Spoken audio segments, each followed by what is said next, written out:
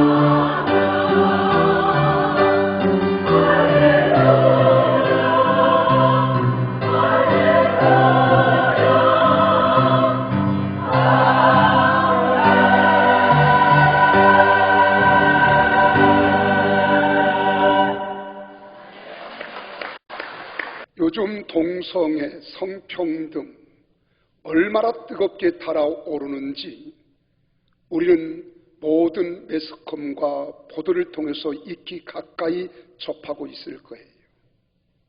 어제도 우리 부천시에서는 퀴어 축제가 열리는 반면 또 한편에서는 동성애 반대한다고 하는 집회가 열려지는 장면을 아마 보셨 분들도 있을 것입니다. 사람들이 성평등이 뭐며 동성애가 뭐냐? 그게 아니냐? 이 성평등이라고 하는 건 남녀, 이성 간의 평등이 아니냐? 그걸 말하는 건 이렇게 이야기하는 사람들이 있어요. 그런데 전혀 다릅니다. 여러분, 우린 동성애, 저는 결론적으로 먼저 말씀을 드리면 동성애를 합법화한다, 이것은 안 됩니다. 동성애 문제가 심각한 상황을 맞이하고 있다는 것은 어제 오늘의 이야기가 아니고 세계 유엔으로부터 또한 모든 나라들이 이것 때문에 골머리를 앓고 고민하고 고통을 겪고 있습니다. 저는 단도직입적으로 말하면 동성애 합법화는 안 된다, 이 말씀을 먼저 드리고 말씀을 나누고 싶습니다. 여러분, 동성애자를 차별하는 것이 아닙니다. 죄인을 사랑한다고 죄를 허용할 수는 없다는 것입니다. 그동안 동성애자가 교회에 나와서 자신이 동성애자라고 고백하기 힘든 분위기였음도 사실입니다. 그러나 이것은 동성애만 그런 것이 아닙니다. 사기죄도, 살인죄도, 간음죄도 다 고백하기 힘든 일들입니다. 안타까운 일이지만 교회에서도 자신의 죄를 고백하면 사람들의 따가운 시선을 받는 경우도 없잖아 있습니다. 여러분, 동성애만 그런 것이 아니에요. 그리고 동성애에서 치유받기를 원하는 사람들을 돕는 이들도 있고 기관도 있습니다. 동성애자를 더욱 포용하자, 이 말에는 저도 100% 찬성하는 사람입니다. 그것이 주님의 마음인 것이 맞습니다. 예수님은 동성애자들을 위해서도 십자가 위에서 달려 돌아가셨기 때문입니다. 예수님은 세리와 죄인의 친구이셨기에 성수수자들도 품어주셨습니다. 예수님께서 가늠하다 잡혀온 여인의 편에 서서 오히려 그녀를 정죄하는 사람들을 꾸짖잖아요. 너희가 이 여인을 향하여 돌을 던지기 전에 너희 중에 먼저 죄 없는 자가 돌로 치라는 겁니다. 이 말을 들었던 기세가 당당했던 사람들이 돌을 버린 것이 아니라 떨쳐버렸을 거예요. 자기도 양심의 가책이 있었을 겁니다. 세상에 죄 없는 자가 어디 있겠습니까? 세상에 의인은 없나니 하나도 없으며 모든 사람이 죄를 범하였음에 하나님 영광에 이르지 못한다고 하는 것이 바로 성경입니다. 그래서 예수님께서는 기세가 당당하여 돌로 쳐 죽이려 하던 자들을 꾸짖으셨습니다. 그러므로 동성애자들은 구원도 받지 못한다고 정죄하거나 전염병자 보듯이 소외시키지 말아야 합니다. 안아야 합니다. 여러분, 이것은 또 다른 죄가 되는 거예요. 이 점은 어떤 죄인에 대해서도 똑같이 마찬가지입니다. 그러나 우리가 분명히 잊지 말아야 할 것은 가늠하다 잡혀온 여인의 편에 서셨던 예수님께서도 그녀를 정죄하던 사람들이 떠나간 후에 그녀에게 조용히 다가가서 이렇게 말씀하셨습니다. 나도 너를 정죄하지 아니하노니 다시는 가서 죄를 짓지 말아라. 얼마나 신선한 우리의 충격이고 사랑이요 은혜의 말씀입니다. 그러므로 주님의 몸된 교회는 동성애자들을 품을 수 있는 교회, 치유하고 회복을 돕는 교회는 돼야 합니다. 여러분, 동성애자들을 역시 예수 그리스도의 은혜의 대상이며 그 은혜 안에서 성장하고 성화되어 가면서 스스로 거룩한 삶을 선택해 가기를 기대해야 하는 것입니다. 오늘 제가 다루려고 하는 문제는 동성애자를 어떻게 품을 것인가가 아닙니다. 동성애 합법화 움직임을 막아야 한다는 거예요. 국가가 이것을 행하든 여러분 지자치단체가 이 조례를 만들고 이것을 행하든 철저히 교회는 이를 막아야 하는 겁니다. 오직 성경을 외치며 종교개혁이 일어났던 독일에서도 몇 년 전에 동성애가 합법화되었어요. 미국에도 오바마 시절에 2015년 6월 26일 미국 연방대법원은 동성 결혼에 대해서 찬성 5표, 반대 4표로 합헌 결정을 내렸습니다. 이에 대해서 존 파이퍼 목사님은 이렇게 말합니다. 새로운 재앙은 동성애가 아니라 그것을 국가가 제도화, 합법화한다는 것이다라고 이야기했습니다. 여러분, 우리나라 국회에서도 국민의 기본권 개선을 목적으로 현행 헌법 제36조의 양성평등을 없애고 성평등을 신설하려는 내용을 검토하고 있고요. 이것이 부결됐습니다. 이는 동성애와 동성혼이 합법화되는 매우 심각한 상황인 거예요. 이 법안을 발의하는 측에서는 양성평등이나 성평등이 같은 의미인 것처럼 주장하지만은 그 내용 면에서는 엄청난 차이가 있는 거예요. 이것은 동성애의 문제를 제기하는 것을 법적으로 막는 일이 되기에 심각한 문제에 다다를 수 있는 겁니다. 여러분, 동성애자들은 흔히 생각하는 것처럼 결코 소수의 세력이 아닙니다.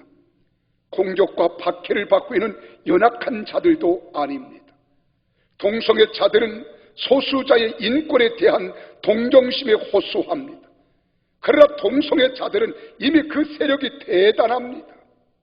국제적인 강력한 조직도 가지고 있습니다. 지금도 동성애자들에게 얼마든지 자기 주장을 할 자유를 주고 있습니다. 동성애자들은 아무런 제재를 받지 않아요. 자신들의 의견을 발표하고요. 심지어 거리 축제를 열기도 합니다. 서울에서는 지금 몇 년째 이 축제를 열어가고 있어요. 각 지방에서도 이 축제를 열어가고 있습니다. 어제도 부산 부천시에서 이 축제가 열린 거예요. 오히려 동성애 찬성론자가 동성애 반대론자를 차별하고 억압하는 시대입니다. 여러분, 인터넷을 보세요. 인터넷상에서도 그렇습니다. 동성애에 대해서 성경적인 시각을 말하면 벌떼처럼 비난의 댓글이 달립니다. 지금 우리 사회 분위기는 동성애를 지지하고 찬성하면은요, 진취적이고 용기 있는 사람이라고 인정받고 대접받습니다. 반대하면 보수적이고 보수 꼴통이고 다친 사람이라고 치부되고 있는 것이 오늘 우리 사회의 현실이에요. 여기서 우리가 주목해야 하는 것은 헌법이 성평등으로 개정이 되고 나면 동성애가 비성경적이라고 설교를 한다거나 강의를 하거나 공개적으로 의견을 발표하는 것이 불법이 되고 마는 겁니다. 이러면 얼마나 무서운 일들이 일어난 줄 아십니까? 목사가 동성애는 죄입니다. 그러므로 그건 금해야 합니다. 이것도 법의 저촉이 되어 나는 범법자가 되는 거예요. 동성애자들이 결혼 주례를 부탁하거나 요구해 왔을 때 이를 거부하면 나는 범법자가 되는 거예요. 그럼 3년 이상의 형을 살아야 하고 1,000만 원 이상의 벌금을 내야 한다는 이야기입니다. 이것은 우리 사회 안에 신앙의 자유를 억압하고 성경적 가치관에 대한 설교, 강의, 의견 발표가 불법이 되어버리는 사태가 초래하게 된다는 의미를 이야기하는 거예요. 여러분, 동성애자를 양성애자로 치유시키려 해도 이런 일을 행하는 것도 죄짓는 일이 되어서 처벌을 받게 되는 것입니다. 이것은 지금 미국이나 유럽에서도 벌어지고 있는 일들이에요. 전 세계가 이 일 때문에 골머리를 앓고 있습니다. 그런데 제가 두려워하는 것은 우리 교회와 그리스도인들이 처벌을 받는 것이 아닙니다. 역사 이래로 성경을 진리라고 믿는 교회와 그리스도인들은 세상을 어지럽히는 반사회적 집단으로 매도당하는 일이 많았습니다. 성경에도 보세요. 사도행전 17장 6절에 보면은 천하를 어지럽게 하던 이 사람들이라고 이야기합니다. 또한 사도행전 24장 5절에서도 보면 이 사람은 전염병과 같은 자라고 말을 듣기도 했습니다. 진리의 말씀 예수는 그리스도라, 하나님의 생명의 말씀 예수를 증거하다가 수많은 사람들의 핍박과 환난과 고난을 겪고요, 처형을 당하기도 했습니다. 초대교회에서는 이 복음을 증거하다가 여러분 능욕받는 일은 다반사였습니다. 그래도 초대교회 교부들이나 여러분 사도들, 성도들은요 능욕받기를 즐겨하며 이 복음을 전했다고 했습니다. 여러분 왜 이렇게 우리가 전해야 합니까? 진리는 생명이기 때문에 그렇습니다. 진리는 생명이기 때문에 하나님 말씀이 사람을 살리고 사람을 구원하며 영생을 주시고 우리에게 영원한 생명을 보장하는 것이 하나님 말씀인 줄로 믿으시기를 바랍니다. 저 하늘이 무너지고 이 땅이 꺼져도 하나님 말씀 1.1획이라도 변함이 없습니다. 이걸 변절케 하는 자는 하나님의 저주를 받는다고 성경이 말하고 있습니다. 이런 복음을 전하다가 핍박을 당하고 고난을 당하는 것이 두려운 것이 아닙니다. 정말 두려운 것은 우리 사회가 진리를 진리라고 말하면 처벌을 받는 사회가 되는 것, 이것이 두려운 거예요. 온 세상을 다스리시는 분은 하나님이십니다. 온 세상을 다스리시는 분은 하나님이십니다. 온 세상을 다스리시는 분은 하나님이십니다. 그래서 오늘 본문 말씀에 그렇게 말합니다. 온 땅은 여호와를 두려워하며 세상의 모든 거민들은 그를 경외할지어다. 그가 말씀하심에 이루어졌으며 명령하심에 견고히 섰도다. 여호와께서 나라들의 계획을 폐하시며 민족들의 사상을 무효하게 하시도다. 여호와의 계획은 영원히 서고 그의 생각은 대대에 이루리로다. 여호와는 자기 하나님으로 삼은 나라 곧 하나님의 기업으로 선택된 백성은 복이 있도다. 믿으시면 아멘 하십시오. 그러므로 어떤 사회든지 하나님 말씀대로 살면 복을 받을 것이고 하나님 말씀을 대적하면 무너질 수밖에 없는 것입니다. 목사로서 이것이 두려운 거예요. 이것이 겁나는 겁니다. 어떤 사람은 이 세상에 수많은 죄가 있고 정치적인 문제도 있고 교회 안에도 온갖 잘못이 많은데 유독 동성애 합법화 문제에 왜 그렇게 매달리느냐고 질문을 하기도 합니다. 또 이런 말을 자주 하면 왜 목사님만 유독 그러시냐는 거예요. 여러분, 우리가 이사야 56장에 보면은 타락한 파수꾼들이 나옵니다. 이 타락한 파수꾼들은 잘못된 것을 보아도 못 본 채 했어요. 지져야 할 개가 사명을 잃었듯이 말씀을 가르쳐야 할 하나님의 종들이 말씀을 제대로 가르치지 못하는 벙어리 개가 되었다고 이야기하고 있습니다. 목사는 말씀을 선포하는 거예요. 옳은 것인가 그른 것인가, 그런 것은 그런 됐다고 이야기해야 돼요. 옳은 것은 옳다고 이야기할 줄 알아야 합니다. 목사는 직업에 연연하는 것이 아닙니다. 하나님 말씀, 진리의 생명의 말씀이 우리를 구원하는 말씀이고 영원한 생명의 말씀인 것을 믿기 때문에 우리 사랑하는 성도들을 방황하지 않도록, 흔들리지 않도록, 좌로나 우로나 치우치지 않도록 하나님의 생명의 말씀을 선포하는 것이 목사인 줄 믿습니다. 여러분, 교회 안에도 잘못된 일들이 많이 있지요. 여러분, 정치적인 문제, 탐욕과 교만, 이기심과 분노의 죄가 동성애보다 훨씬 더 심각하고 그로 인해서 망가진 사람도 더 많고 사회적인 문제도 더 많이 발생하고 있습니다. 그럼에도 동성애 문제를 지적하는 것은 동성애를 강력하게 지지하고 적극적으로 수호하는 자들이 있기 때문입니다. 이것이 이제는 공공연하게 매스컴을 통해서, 여러분 우리가 TV를 통해서 문학이나 방송에 등장하는 동성 간의 사랑은 모두 아름답고 환상적으로 미화시켜 드라마하고 있습니다. 어디에도 동성 간에 결혼하면 실제 어떤 문제가 발생하는지에 대하여 문제점은 말하지 않고 있습니다. 정치인들 중에도 동성애를 합법화하려고 적극적으로 노력하는 이들이 있습니다. 여러분, 교회의 잘못이나 탐심이나 도적질, 교만과 이기심과 분노와 학대에 대하여 이렇게 하는 이들은 없습니다. 이것이 동성애 문제를 특별하게 만들고 있는 거예요. 동성애가 이처럼 합법화되면 앞으로 개인 취향이나 인권의 이름으로 어떤 죄도 죄라고 할 수 없는 세상이 올지도 모릅니다. 예를 하나 들어볼까요? 우리는 금연운동이 세계적인 추세에 있잖아요. 담배를 피는 사람들의 권리는 인정받고 있습니다. 흡연자들을 위한 공간도 어디나 가면 따로 있습니다. 하지만 담배를 피는 사람들의 자유를 인정한다고 해서 그 위험성마저 침묵할 수는 없잖아요. 그래서 정부도 캠페인을 벌이는 거예요.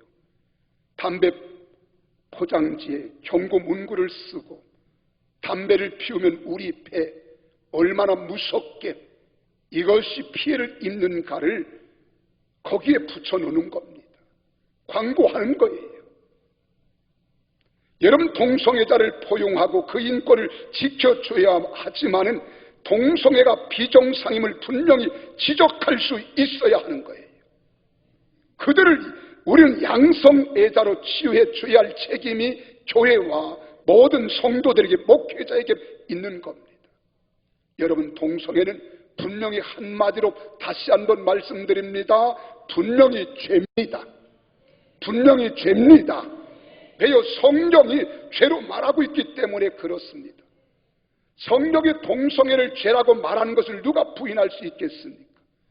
그러므로 성경의 진리임을 믿고 동성애가 죄라고 말하는 것이 죄가 되는 사회가 되어서는 안 되잖아요. 이게 법제화가 돼서는 안 되잖아요. 그러나 단지 성경에서 그렇게 말하기에 죄라는 것은 아닙니다. 사람은, 모든 기관은요, 고유한 기능이 있습니다. 학문은 분명히 배설을 위한 기관이잖아요. 거기에 성질을 삽입하는 일이 위험성을 차치하고서라도 과연 정상적이라고 말할 수 있겠냐 이 말이에요. 여러분, 성평등이 이것이 합법화되어지면 군대는 치명적인 문제를 안게 되어집니다. 심각한 사회가 되는 거예요. 심각한 문제를 이야기하는 겁니다. 이런 일에 우리가 침묵을 지키면 이게 교회입니까? 이런 일에 침묵을 지킨다면 목회자입니까?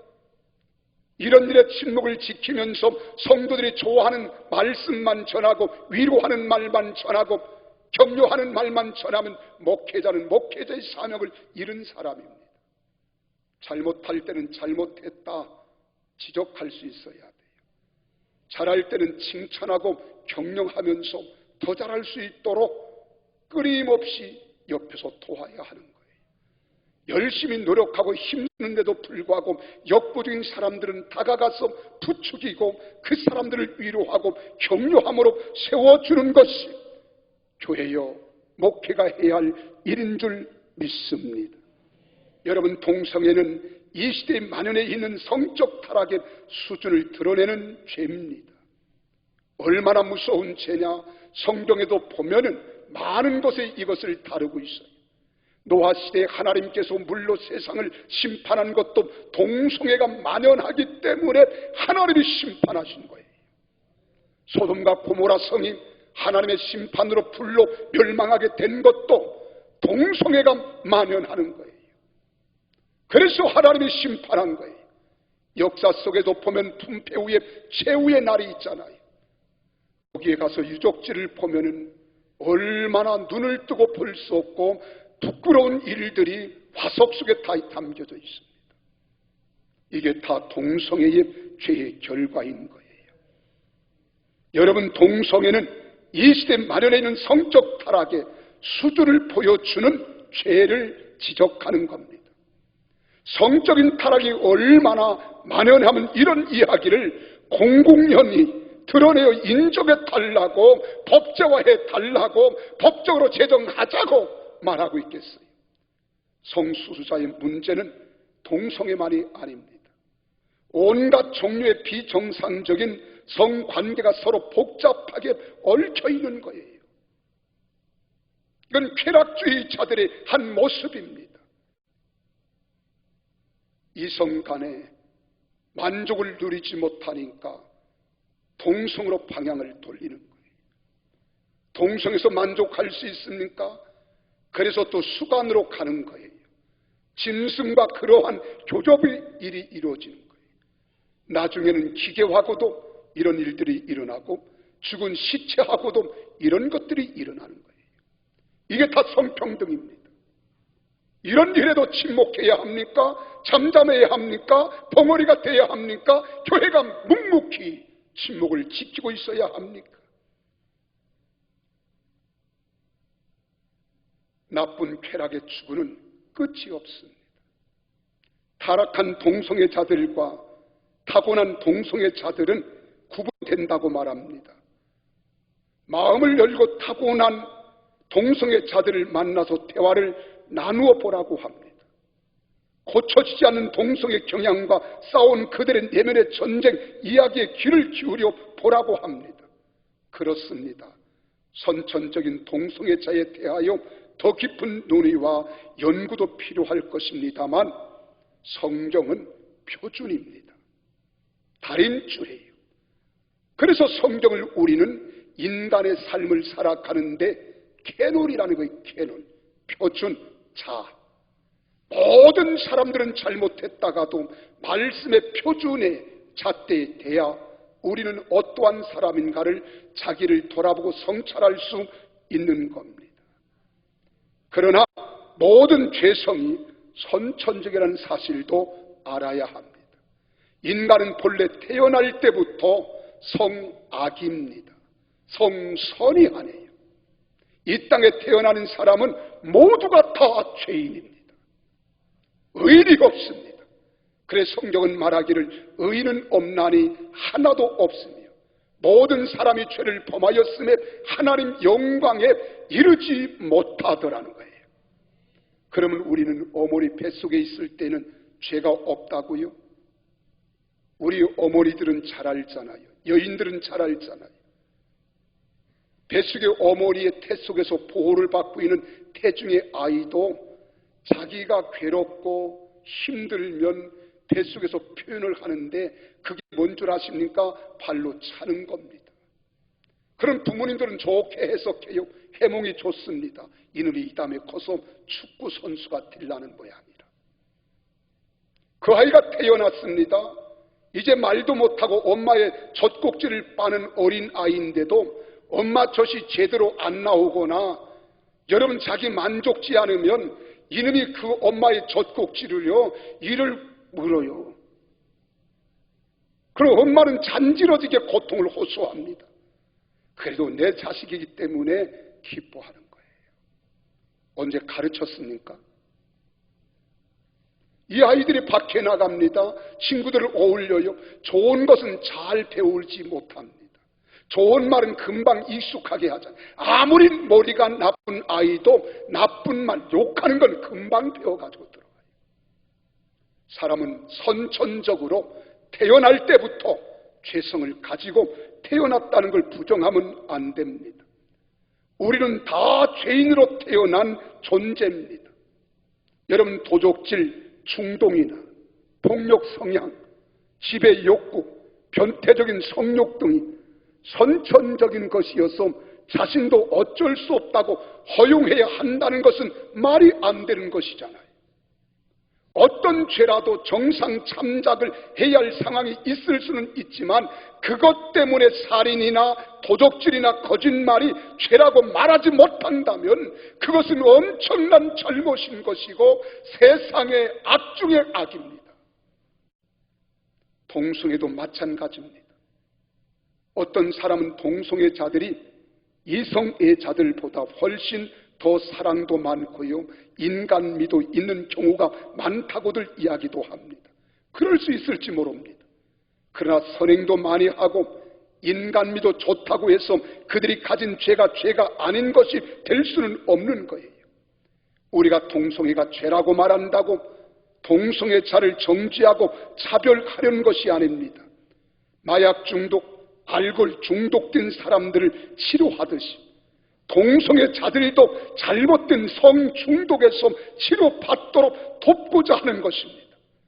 우리 구원에 관하여 오직 예수 그리스도의 십자가의 은혜만 의존할 뿐입니다. 이것은 모든 죄인들에게 동일하게 적용되어야 합니다. 죄인으로부터 완전히 벗어날 사람은 없습니다. 육신을 가지고 살기 때문에 그런 거예요.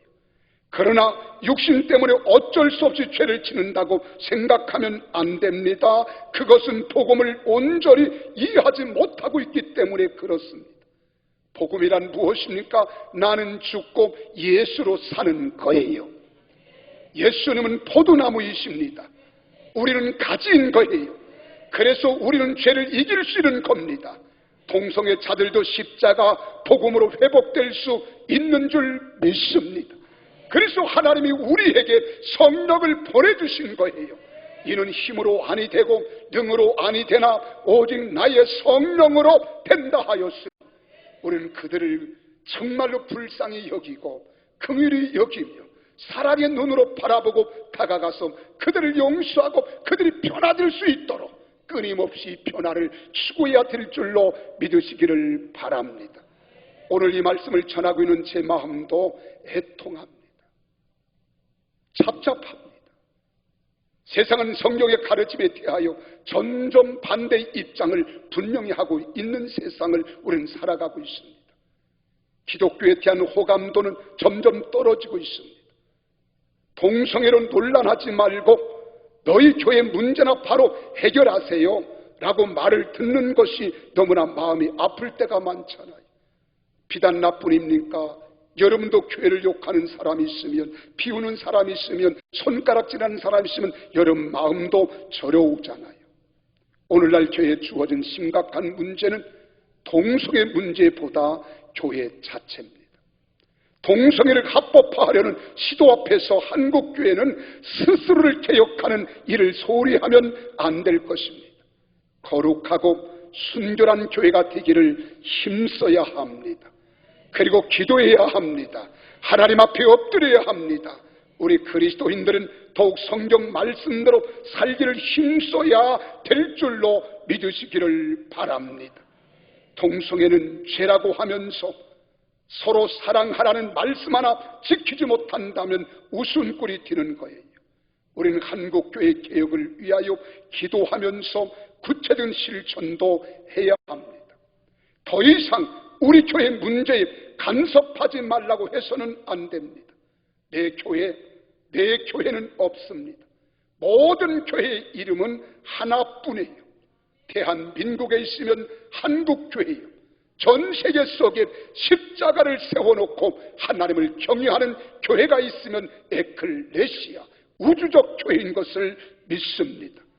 그러므로 어느 교회이든 한국교회 앞에 우리는 부끄러움이 없어야 하고 세계 교회 앞에 우리는 부끄러움이 없어야 합니다. 그런 동시에 우리는 양성평등을 성평등으로 개정하려는 헌법 개정에 대한 반대 서명도 적극 참여해서 막아내야 될 줄로 믿습니다. 우리 사회가 동성애를 죄라고 말한 것이 죄가 되는 사회가 되지는 않아야 되잖아요.